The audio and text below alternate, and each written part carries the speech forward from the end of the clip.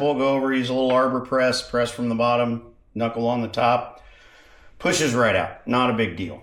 So now we gotta get your crank bearings and seals out. We're replacing them, so not really too worried about tearing them up. So the seal comes out from the other side. Now, a lot of these engines are different. Always make sure you take a look. Some come out from the inside, some from the outside, some have a capture plate on them. It's hard to tell. So now we got that out. Now we got to try, once again, hold these gears in place. And we're going to tap this crank bearing out. During the break there and about 3 other phone calls, went ahead and got the crank seals pressed out, crank bearings pressed out. Got the cases all cleaned up and ready. Press the crank bearings back in, crank seals back in. Do yourself a favor, use a nice little hydraulic press. I mean, I've got a little 12-ton Harbor Freight unit I've had for 20 years. Probably done 1,000 of these with that. Works just fine. So, we got our new crank from Yamaha here. One thing I didn't show everybody a minute ago, I guess I should have. So, part of this, you are going to have to tip the case upside down. It happens. Take a couple zip ties, put them on the shafts. That way, as you tip it over, you don't worry about any of the gears coming apart. And don't worry, you won't put it back together with them on there because they won't fit.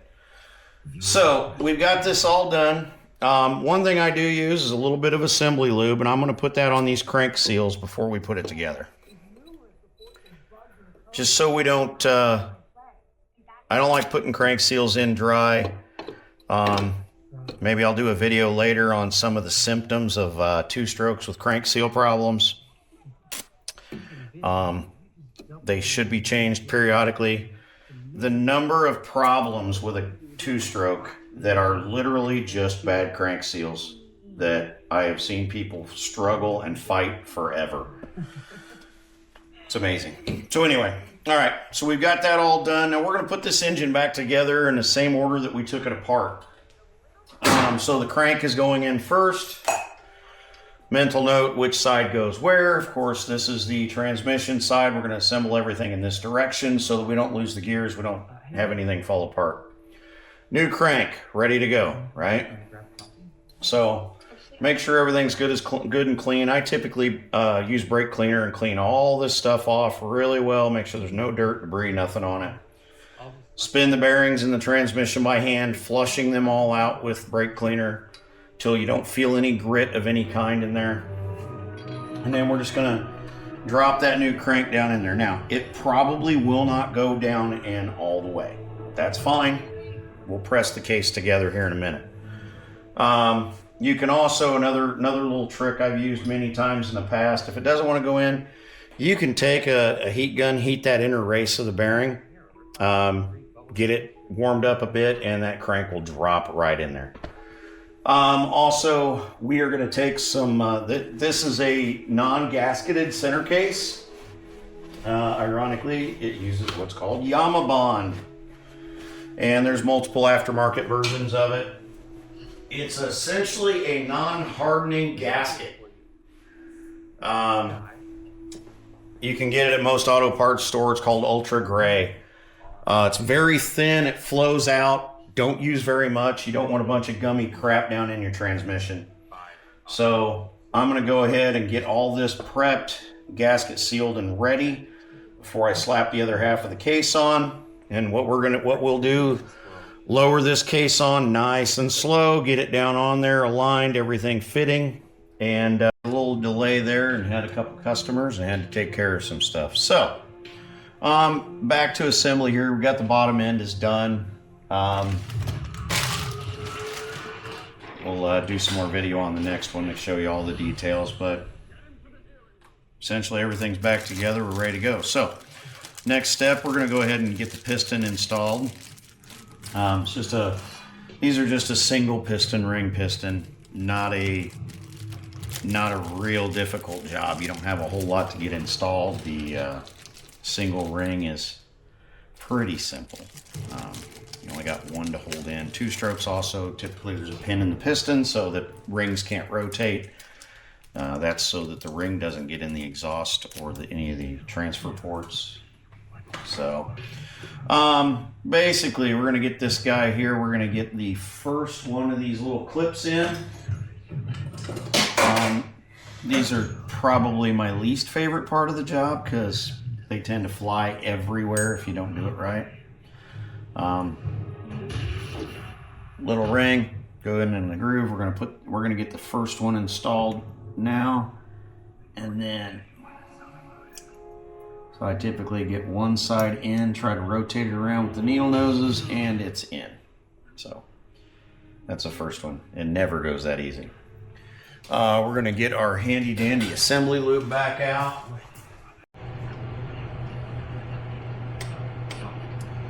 A little assembly lube in there before we get started.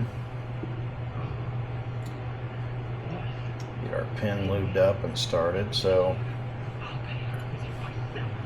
mental note, people, the arrow on the end of the piston, that's the exhaust port. And just take the piston ring. We're going to install that. You got a little pinhole there. Ring goes on, lined up to the pin. Slide her right around. You don't have to gap these rings. They're pretty simple. Okay, so get your piston ring, piston. You got, look for the dimple, little pin. That's where the gap goes for your piston ring. Two strokes always have a pin. You don't want that ring to rotate and get into the exhaust ports.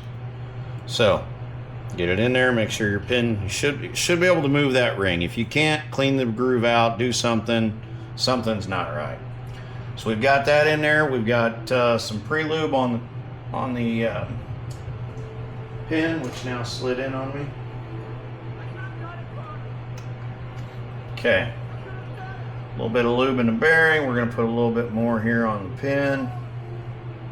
Make sure everything's good and lubricated. Lubrication. All right, again, arrow points to the exhaust. You got your little oil holes there that go to the exhaust bridge to keep it from binding or galling up. So put your pin in with your bearing in the pin or in the crank. And no matter how many times you've done this, no matter how good you feel like you are, put a rag around the crankshaft so that you do not drop this other ring or pin into the crankcase and have to tear the whole engine apart. I'm not going to tell you that I've ever done that in my life, but I've done that. So, been years ago. Anyway, we're going to take this guy, put him in here, rotate it around. Do not lose the spring. Okay, pistons installed. All right, we're just going to leave that tucked in there nice and cozy with the rag until we're ready to assemble that. So now we got the head. We got to take the old head. We got to take the power valve assembly out of it. Start banking fee-free at Chime, the #1 most loved banking app. Nothing tops except the cashier who calls me hun. Love you, Deb. Kohl's epic deals are hard to top. Save big on teas. Always helps when guys clean the bike before they bring it to you. And dig the dirt out of the screws so you can get the screws out of the engine. All right.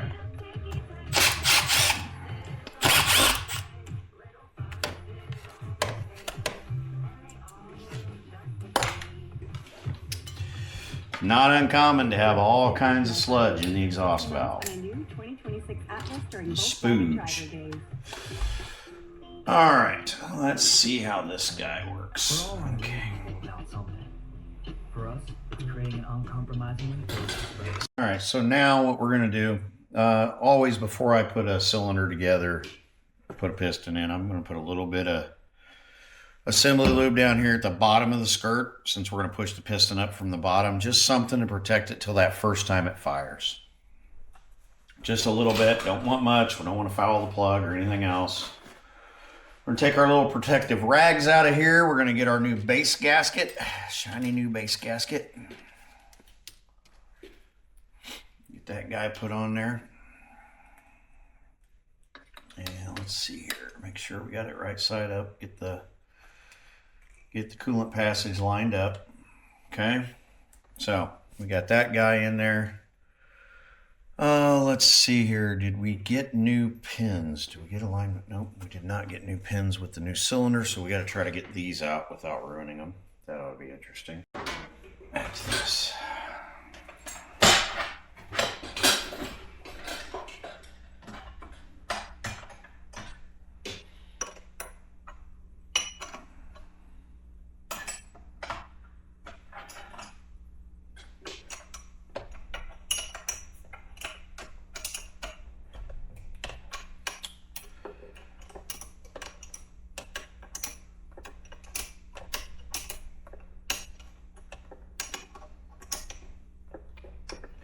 Get these tightened down, and here in a little bit I'll get my other wrench and have to come back and torque these bolts or these nuts, because apparently my wrench is in my other toolbox. I think it's in my toolbox at the hangar at the airport, so have to come back and torque these in a little bit. All right, so anyway, we got them on there. Next thing will be we need to get our head studs in. The kit does at least come with a whole new set of head studs. It also comes with the new dowel pins for the cylinder head. So we're going to get those guys put in. That one's the bigger one of the three, so it does not go there. That one does. Odd. Okay, well,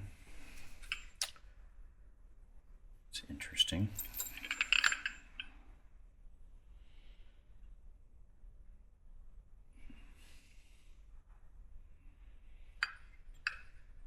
It's quite interesting.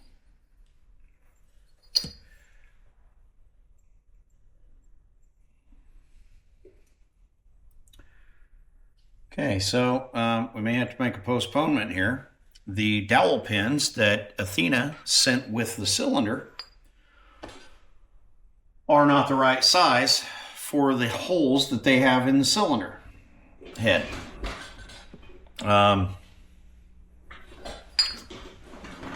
It's pretty interesting. We're gonna have to. So they're giving you 4mm pins, and the holes that they have in the head and cylinder are 2.95, and the mating hole that they have in the dome is 2.95. So they sent 4mm pins for a 3mm hole. Perfect. Okay, folks, this top end is not getting put together tonight. That is completely unbelievable.